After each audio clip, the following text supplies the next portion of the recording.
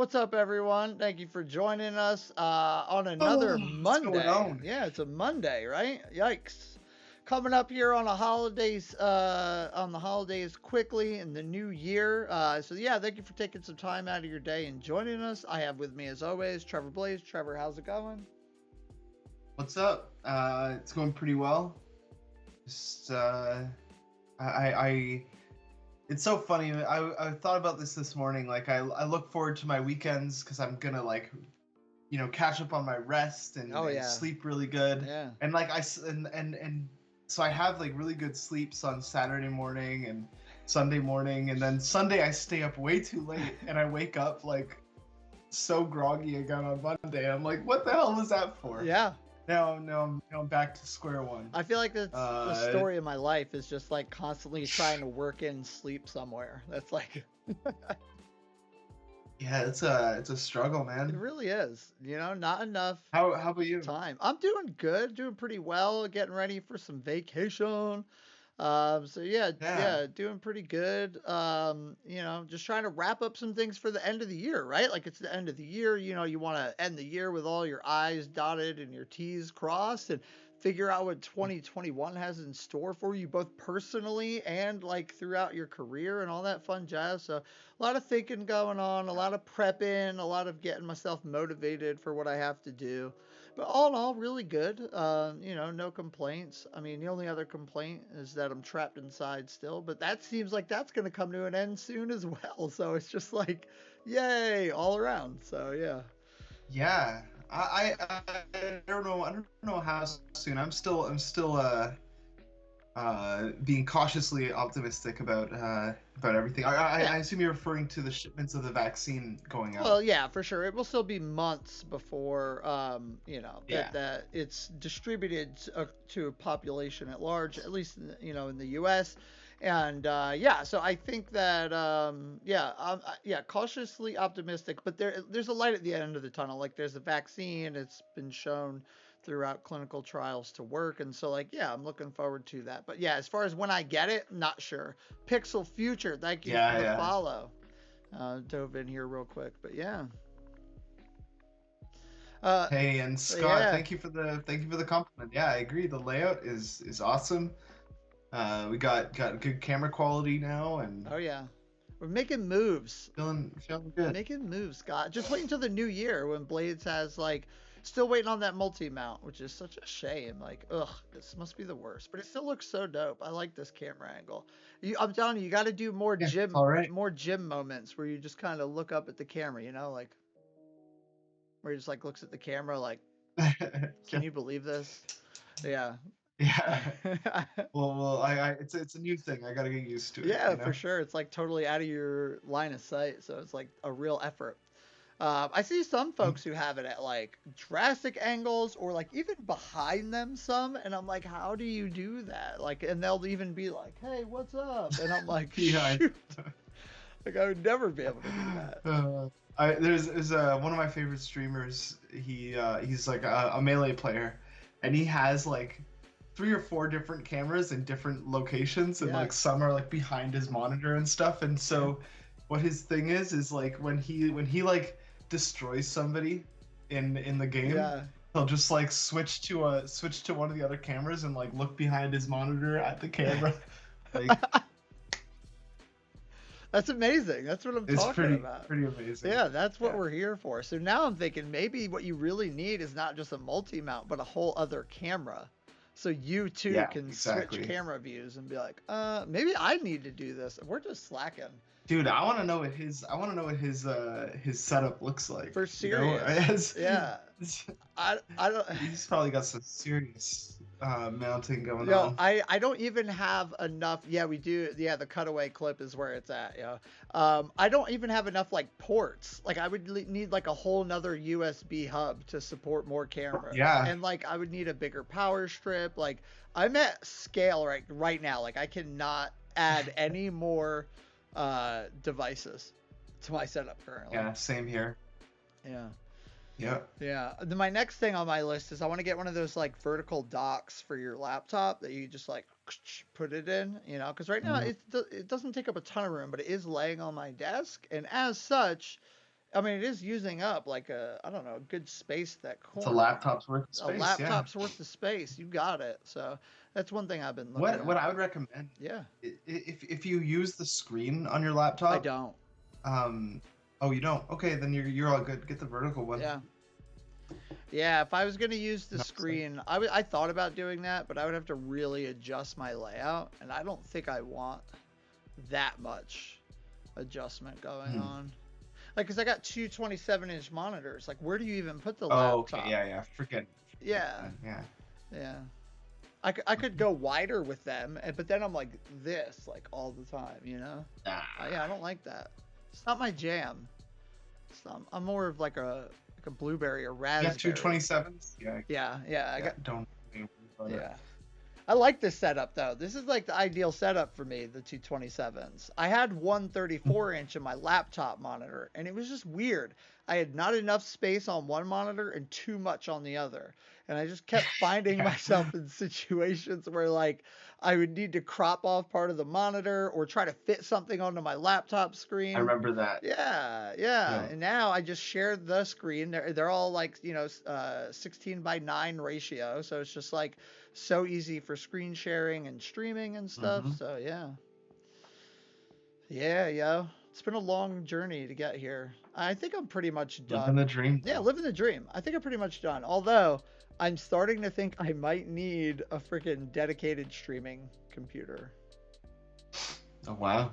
It's got to that point, eh? I don't know. We'll see how it goes. Like right now things are super smooth, but like when I'm trying to run like Xcode or like a simulator or like a heavy VS Code project, starting to show like things start slowing down significantly. Yeah, I hear that. Yeah, so I think what I would do is still use the Mac for development and then just stream from the like a Windows PC and just pipe everything like through to the Windows PC. Oh wow! Like people do that. I don't know how, but they do. Yeah. I'm sure they do. Yeah, they do.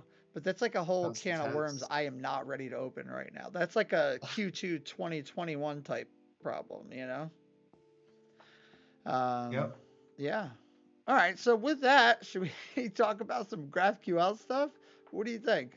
Let's get into it. Yeah. Let's see what's new in the world of GraphQL this week. Yeah. What's cracking? What's pop-a-locking? All right. So first thing we've got, copying the link address now, and I'm going to do myself a service. Oh my gosh. And drop it in chat first. We've got another article from the folks at Netflix. They have been doing some really cool stuff. And let's go take a look at what that cool stuff is. So they've been doing a lot of work recently around their federated architecture. For anyone who might not be familiar, federated architectures are when you take multiple GraphQL services with all with like their own managed graph and backing services that they need, and you tie them together through a GraphQL API gateway. And you do this with a schema-first approach. So you define the connections in the schemas with directives.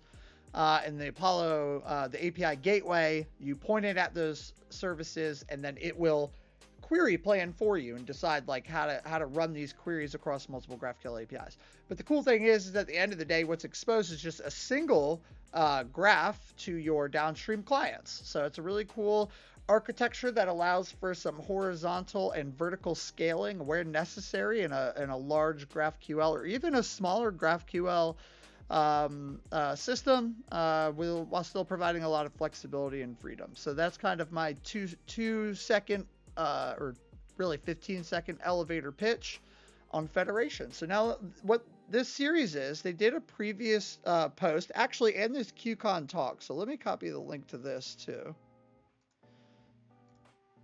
But yeah, so what they've done is they started writing this series, and in the first one they kind of talk about how they got to Federation as a whole and what they've architected. Actually, here it is right there. So they've implemented the core infrastructure necessary for federated GraphQL, and that's what they talked about. Here they get a little bit more into some stuff, which is really interesting, like developer education and experience. This was such a cool part to read as someone who is pretty concerned with DX and DevRel myself, to see how they looped in their own DevRel and developer experience and education teams to help them make this transition at Netflix. And I thought that was really cool because it took developer experience and turned it inside, right? Like normally what developer experience teams do is very outward focused and on the community. But here they took all that skill set and said, well, let's apply it to our internal teams as well. So kudos to you, Netflix. Awesome way to make use of your dev experience and DevRel teams. I like that. Yeah, I love it. It was super cool to read. So then they got into schema governance, which is like a really big piece of the picture as well. And why is this important? So yeah, cool. We're in this kind of like world where, you know, each service can do their own thing. You can build out your own part of the graph, but like you still have to deal with things like schemas need, in order for types to work, all names you need to be globally unique. So like you have to come up with like a pattern for like how you're going to name things consistently, how you plan to structure your queries and maybe make those more discoverable. Are you going to use inputs for mutations? Will you handle errors as data or like, you know, like or just more like traditional codes and things like that? Like, you know, what is the schema rules and like regulations essentially. So it's really cool how they go through the schema design workflow and how they handle governance. And they even have like their own API, kind of like a registry. Studio, actually, Apollo Studio offers a graph registry. And so what they're seeing here, you can, you know, they've built this for themselves for Netflix, but you can also take advantage of Studio's option for this as well.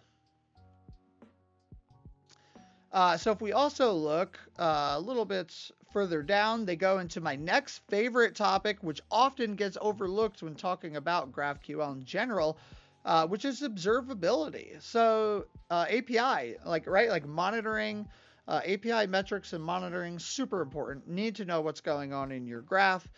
So they break down how they handle observability for federated schemas here. It's a very cool overview, just kind of giving you that insight into like, well, how does like Netflix deal with this stuff, you know?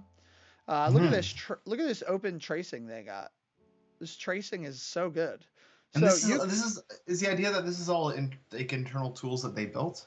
Yeah, this is an internal tools that they built. So if we were to crack open Studio and look at that, you can get the same style of tracing all the way through your resolvers and through your stack for managed federated graphs in Apollo. So like you don't have to build this all yourself. I actually, you know, recommend not building it yourself whenever you can get away from building it yourself. This is some very deep, complicated tooling that they are creating here. But you know, when you're Netflix, you look at, you know, their history, they create a lot of their own tooling, and rightfully so. You know, it's hard to figure out where you can go with something third party and when you need to build your own.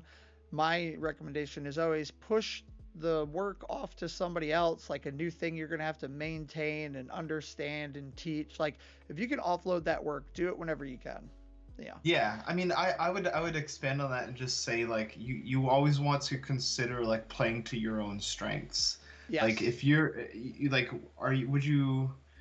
is you spending X number of hours working on some unrelated thing to your core strengths really a good use of your time, or would it be better to spend that time working on something that you are like an expert at?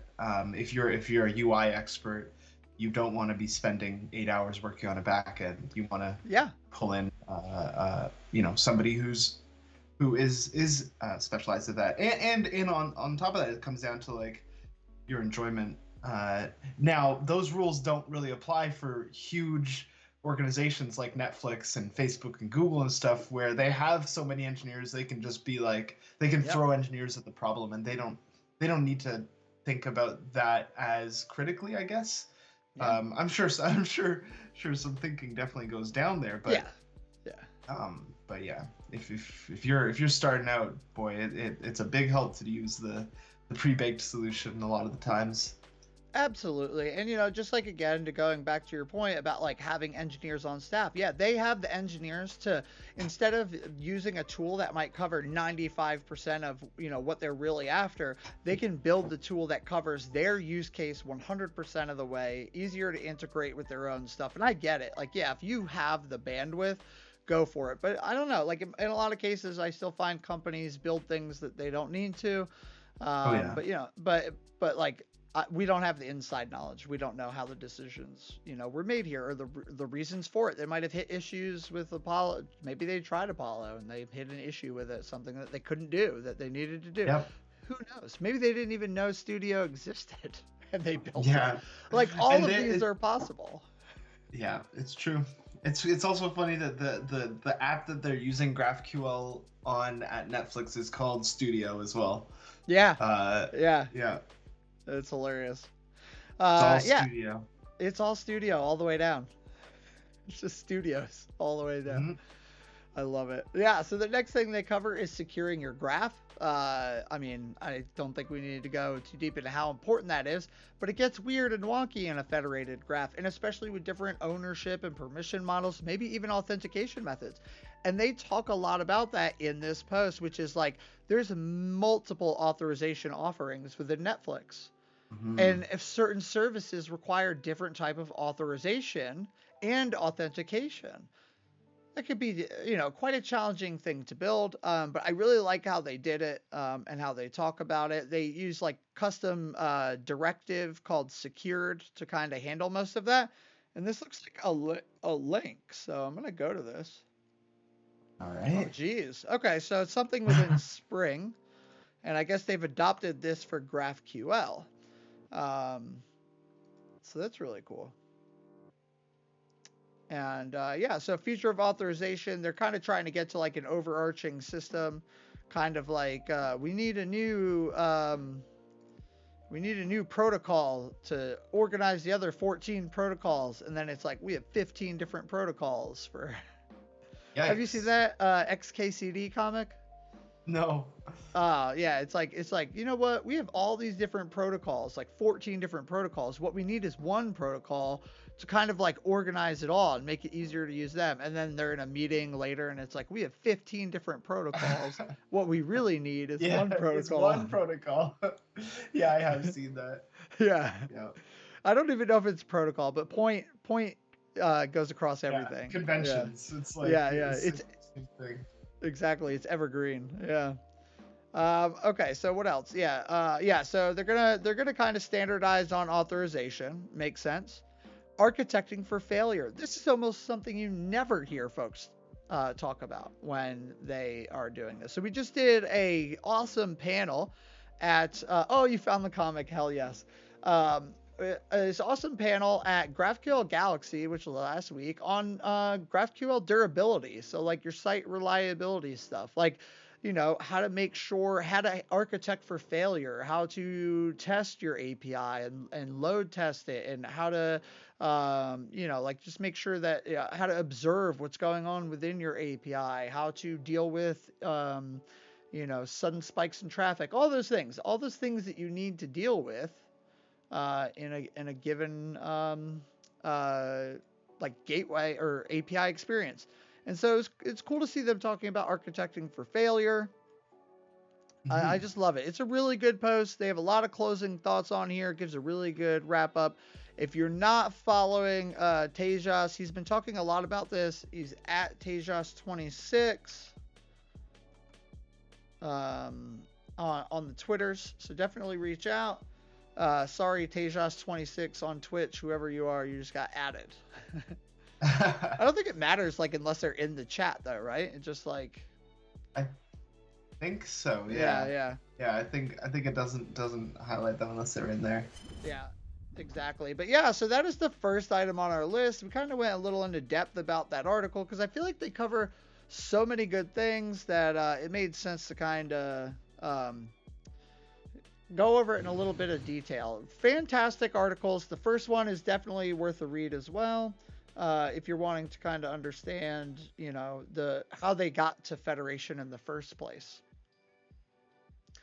Yeah. Let's see, what else we got? We got something here that is new to me anyway. So let me load this up here in the chat, drop the linky link. It's a new database. It looks like Graphic. So we're going to go check this out, and I'll flip us back over here.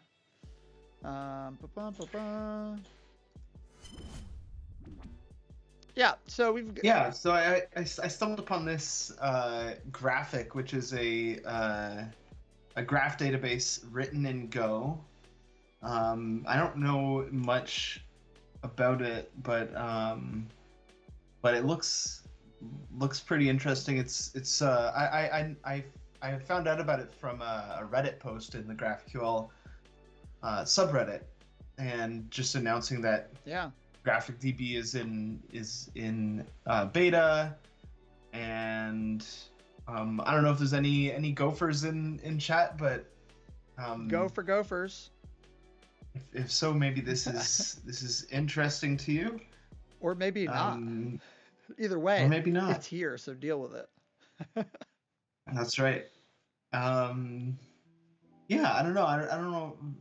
Don't really know much about this or have any other details, but I thought it might be interesting to share some new developments. Yeah, this is awesome. Yeah, and so it's cool. Like, I'm noticing they support. So here we go. GraphQL documentation.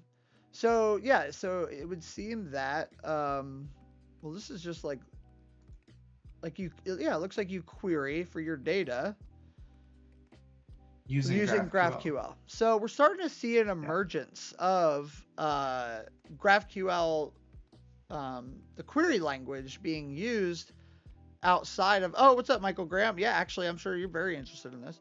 Of being used outside of APIs, right? We're starting to see the flexibility and declarative nature of GraphQL's query syntax, its DSL, that is being adopted other places. Yeah, so it's really cool to see this. I'm curious to see where else we'll start to see it appear. Mm-hmm. But yeah, it makes sense for databases in a lot of ways. Yeah, there's some cool examples here, like creating a document. It's sort of like you create these sort of ephemeral documents, MongoDB style or Firebase style, if you're familiar with those. Yeah. Those technologies, and you're using GraphQL as a way of directly communicating with the database. Yeah. Which is really interesting. This is a similar model to dgraph, right? Yep. dgraph, and Michael Graham, who's in chat, I believe, has just released something that allows you to do this with Neo4j as well. So it's like, it's definitely starting to see an emergence of this. Michael, correct me if I'm wrong. I'm not sure if that's like fully released yet, but I know that it's like definitely something you've been working on hardcore. It's really cool stuff. But yeah, I love seeing this emergence, and it also supports gRPC, which I noticed, which is really cool. It's also hot right now, hot little potato. Check out the link I posted in chat there, Kurt, here we go. If you could. Nice. It's like a practical example of how you might interact with Graphic. Oh, this is cool. Yeah, here we go. So, oh wait. Here, doc schema. That link took me to... Yeah, create a different place. Here we go. Create a document. Interesting. Yeah, so you could just like give it a type, I guess, and any random hash of attributes, and then it spits you back your newly created data. Yeah, this is really wild to see. Interesting stuff. Yes. Here we go. So link just got dropped in chat by Michael. So here we go. Neo4j Graphql Js. So yeah, this is going to convert. It's I guess slightly different in the sense that it's GraphQL to Cypher library, but same thing. It allows you to query your database through GraphQL, which I think is what we're after here, right? Okay. Yeah. And so yeah, here we go. So this is really cool. So now you can just write these queries, and it's going to return you your graph data from your graph database, which is freaking dope. Neat. Yeah, I love it. It's an emerging field, and like actually Michael and I have been talking about this a lot, and I talk about it all the time. It's just like like the whole world is like really a graph, and so it makes a lot of sense that we'd be very, I don't know, like I guess like amenable, I think is the word I'm looking for, but like very okay with querying for multiple different data types and attributes with GraphQL. Like not just APIs. Like I think any time where you're getting data from anywhere or putting data to somewhere, it's a nice API. I like it just Yeah, it's interesting to see like the options expand for any given developer, like for how you want to work with your data. Generally speaking, from like from the perspective of like layers put on top of existing databases, or entirely new database models being dreamt up that align with different different strategies and stuff. I think it's really interesting to see like this proliferation of options, which ultimately is good. I think that having options, having competition in this space is a wonderful thing.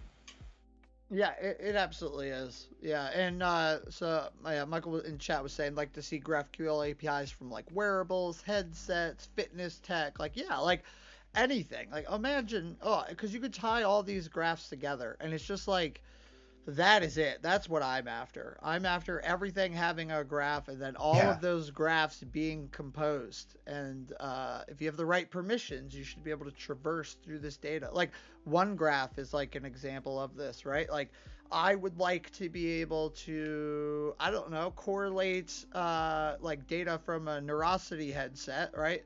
Which like measures your brain waves. Actually, they have an app for this, but it's just an example. Michael showed me this, but like it can suggest Spotify songs based on your current mood, like off your brain waves. Wow. Yeah, but I would like those to be connected together from a GraphQL API perspective, or maybe it could do the same. I could switch that to YouTube videos, and based on this data, I want to look at like different YouTube videos. But anyway, long story short, yeah, that's pretty freaking dope, and I'm excited to see a world in which the idea of one graph is taken to its maximum. Dude, that's a. I didn't know that was a thing. Neurosity headsets. That's like a strange little window into the future. Yeah. Like, imagine Apple AirPods start measuring your brain waves. I guess Apple's not. They're not as like menacing with the whole advertising thing. I was thinking like if somehow Facebook knew what your like how to read on your brainwaves, it would be a scary like really privacy, what do you call it, infringing experience. Yes, it absolutely it can be, right? And it's like there's always the double-edged sword of data privacy, and then like having things be personalized, because it's very hard to personalize anything without something to reference. But personalization is always taken to the extreme of consumerism. And I think that is the big problem there, right? Like even our data is something to consume. Like we are like literally people pay so much money for that data to build consumables based off these ideas and segmentations that they create off this data to put us in these nice boxes so that we will continue to purchase these things that fit within our boxes. Is a whole mess on capitalism, consumption, and a lot of other stuff. But yeah, everything will always be taken to money. Everybody wants to make money, and so people will abuse the crap out of it. But there's also a lot of good that can be done with it. Medical use cases, and just like focusing and like bettering your life, education, like all kind of stuff could probably be useful. But it's definitely gonna get woof, and happy holidays. Hey, yes. Yeah. That too. But you're right. You could do ridiculously targeted ads. But you could also control fingers you no longer have that are prosthetic because you can read the brain waves, right? Like both of those things come from it, and that's what sucks to me. That is what really gets That's me. like there's like a cost, Yeah. like a social cost to some of these technologies. Yeah, exactly. Yeah, it's really wild. Like the Neurosity headset, like I have one actually. I can't wear it while I'm wearing my headphones. We should do like a launch pad where we build an app for it. That'd be really cool. Okay, Yeah, cool. I'm yeah. checking out Ross. I forget what the device is called. It's Hold not called Neurosity. That's a company. The device is called like a Nero Whoa. or something. They have a Notion too. Notion. That's it. The Notion. Oh, they're on V2 now. What the?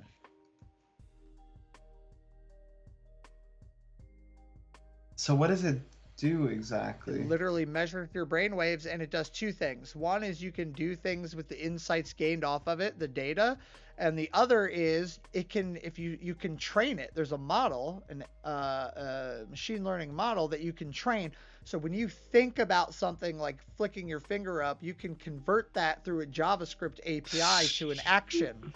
To scroll your page, Oh my to goodness. swipe an app, to close something, to do like, so I could do like this and like close the currently focused app. Like, I mean, it's like Minority Reporty type stuff, but that's what it is. Like you think about doing something and it will learn that thought. Oh man. Yeah. Now add it to like VR, right? Like where instead of having to recognize the hands from the outside and have the finite control of visually seeing what the hands are doing, you could instead interpret brainwaves, which would also work for people with disabilities because it's the same brainwave to mimic snapping, whether your hand actually does it or not, which is interesting.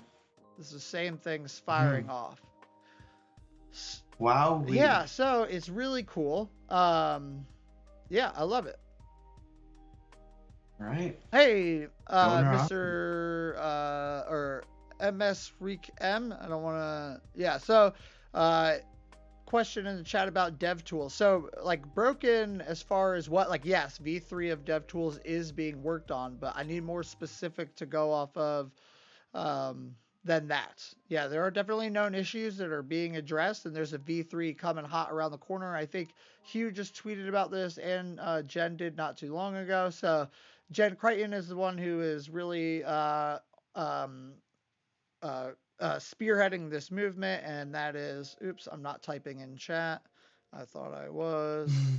Girl Code on Twitter. But yeah, it's being worked on, and there's good stuff coming down the pipeline for there. I imagine you're talking about like needing to refresh the window sometimes if you make changes, or the cache might not show as the most recent version like fully updated. You have to reload the window. If that is your issue, yeah, that will be addressed. If it's anything else, I don't know what you're referring to.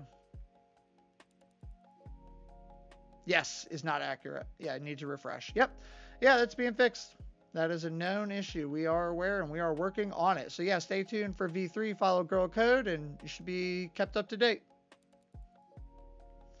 Yeah, heck yeah, love it. With that and talking about brainwaves and stuff, shall we get on to the next topic in Oh yeah, good idea. GraphQL? Yeah, because we are coming up hot on time here. We really went off the rails here. So let me do this next one. We'll speed through. Yeah. We'll get through them. This one is just really cool because it involves our own Trevor Blades. Kind of. It does. This is it involves you. Your name is in it. Well, so here's the genesis of this link. I saw like an announcement post that a team called WonderGraph had released their own GraphQL IDE, and this is it. It's WonderGraph Hopper. You can run queries. It's all good. It's all gravy. Yeah, it's actually kind of similar to Studio Works, like in that you can run multiple. You can write multiple operations, run one at a time. It's it's a nice simple looking IDE. But if we remove the Hopper subdomain from the URL, and you go to wondergraph.com, and I was like, okay, what is Wondergraph? They solve integrations, auth, caching, type-safe clients, and you focus on what's important to your business. Okay, cool enough, but I want to know more. So I clicked Getting Started, or I clicked Get Started, and then impatiently, I was just like, yeah, whatever. Go to installation, and yeah, whatever, some Docker stuff.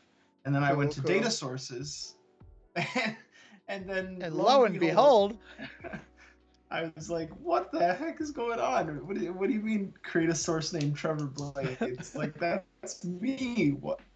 How did you personalize it to me? Like, what how do you know? But it turns out they're just using, in their example, they use my country's API, and they call the service Trevor Blades. So as a result, you in like the next step, there's like all these steps, like in the applications step, they give you your series of things that you have to do, and one of them is select your data source you wish to attach it to. Select the data source you wish to attach to Trevor Blades. It's like, okay, now I'm getting data sources attached to me, and so what's next? What is next? Well, we're just trying to make the world one graph, and you are just part of that graph now. And one day the world will be one Trevor Blades. That's it. One day you will be assimilated. Yeah. Yeah, this is how you when you finally succeeded in life. When people start naming their graphs after you. Yeah. I thought that was pretty. It's hilarious. Yeah, so that is why it's here. But although they did release like a GraphQL editor, so check that out. Yeah. No, in all seriousness, shout out to Wondergraph. Congrats on releasing Hopper, and good luck in developing it. Oh yeah. Looks nice and nice minimalistic GraphQL ID, and we'll be keeping our eye out. Hell yeah. And for all those who don't know, Kyle is in the chat.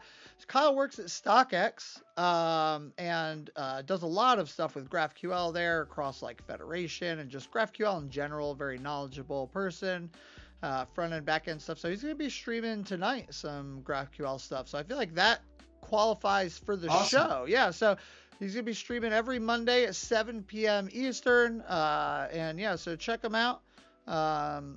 Yes, he gives out really bad advice as well. That's perfect. So let's see if I can get your page to open up here. Oh, that is not what I wanted, Twitch. You can just click on Kyle's name and hit the follow button, and you'll get a notification when he goes live. Yeah, exactly. I did. I wanted to bring it up on site. No, see, this is chat. Oh, yeah. This is not what I want. I want his page. Oh, there we go. I clicked the wrong button, y'all. And Kyle, is it when you say WoW graph? Do you mean you're making like a World of Warcraft graph, or a graph, some other use of WoW? I think it's a WoW graph for real. See. Yeah, there we go. Boom. Yeah, so I just followed you from Apollo. I'll follow you from my own later if I'm not already. I think I am. But yeah, long story short, I'm going to be there. I will definitely tune in. Thank you for keeping us posted. So mark your calendars, folks. Mark your calendars. Every Monday, 7 p.m. EST, coming at you hot. All right, cool. Damn. Great endorsement. Yeah, right? That's pretty good. Yeah, that's cool. So yeah, definitely keep hacking on that, and we'll tune in. And I am so looking forward to my really bad advice. All right, so let me copy this link address. We're really coming up on time. Actually, we're doing good. This is perfect. Yeah. All right, so let me flip us back over to this, and let me drop this in the chat. So what's going on here? This is an old blog post that's got kind of a little bit of new face. So oftentimes content just disappears into the ether and we lose track of it. But this is a really good article on why you might pick GraphQL instead of REST. And it's almost 3 years old. But Khalil has gone in. He's added some touch-ups to it to bring it a little bit more to modern times and talk about things that might have changed over the last few years. You definitely want to read this if you're in one of those situations where you're like, REST, GraphQL, what even are they or what do they do? It gets more confusing. The whole time we've been talking about GraphQL for querying databases. What does that mean? Like, this is going to really help distill, like, what is the difference between these two things and how can I know when I should use which? Boom. Nice. Yeah. Well, that's really awesome, and this is like a good pattern that is starting to emerge on our team is taking old posts that were super have been relevant for a long time and just like bringing them up to the present day. Yep.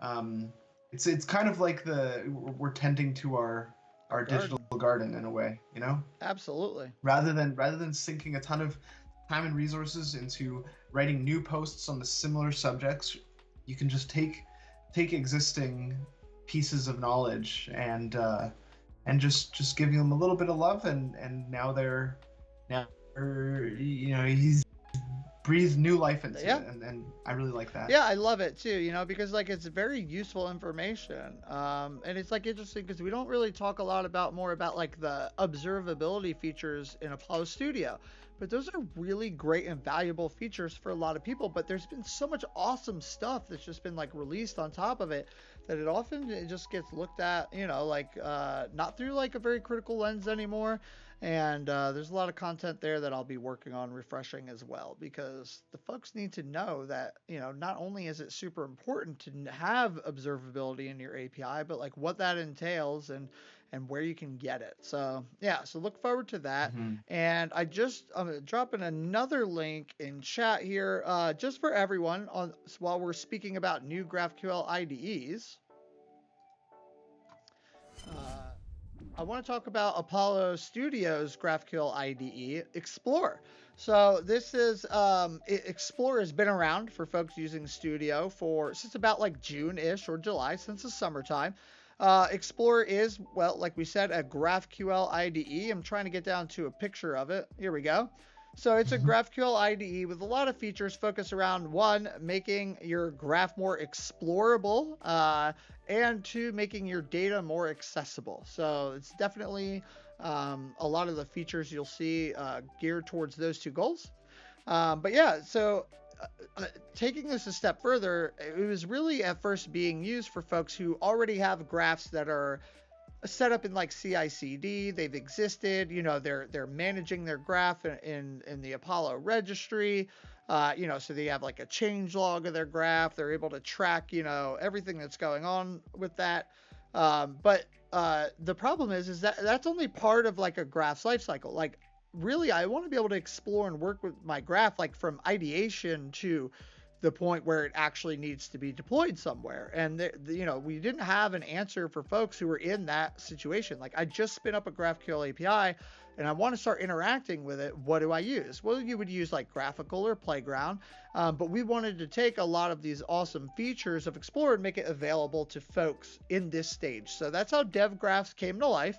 And DevGraph stands for a development graph. And what you do is you point Studio at your local host, and it will use introspection on your schema to constantly load that into Explore, so you can get all the awesome benefits of using Explore, like drilling down deep into your API, adding the queries, intelligent search, like there's like basically like an Alfred or Spotlight type search, extracting and inlining variables, and like a whole bunch of other stuff like inline tracing of your queries. So actually, when we look at that Netflix blog post, and they've built out all this observability for tracing, if you're using Apollo server and tracing is on, right inside of Explorer, you can get line for line tracing of your queries before you've even pushed them anywhere. So it's really cool. And why would I need that on my local host? Well, you're still talking to databases. You might still be talking to third-party APIs,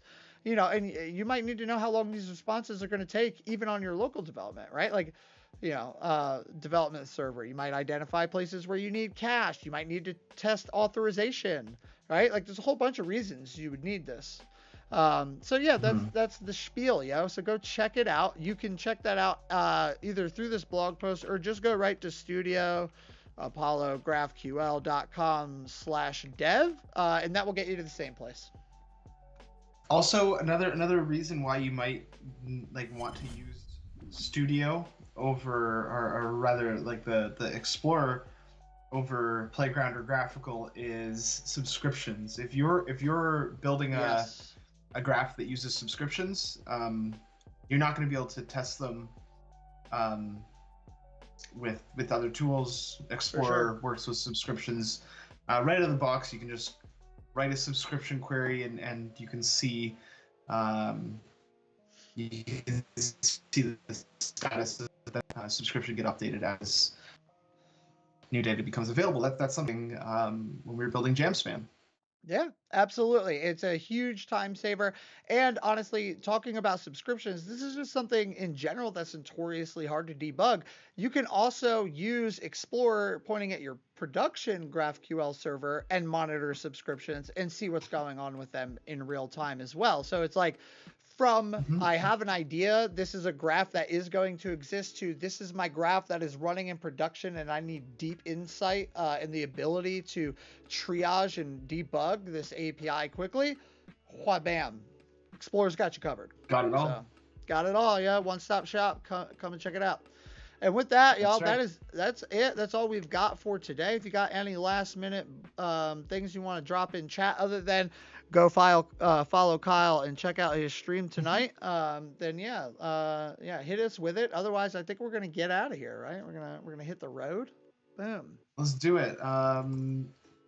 Before we go, let me just prowl the web dev world and see if anybody else is currently on that we can send you guys to. Yeah. And while you do that, I want to talk about our upcoming stream schedule. So we will be streaming Launchpad this Thursday. Following that, we're going to be on a hiatus until the start of the new year, but then we'll be back to our regularly scheduled streams starting the first week of January. And we've also got a lot of cool episodes already lined up of mission briefing, hoping that y'all come and check it out. And Kyle wants to know if we're going to go to the duck stream. I mean, I'm not opposed, like, honestly. The duck stream. Yeah, it's just ducks, cute ducks.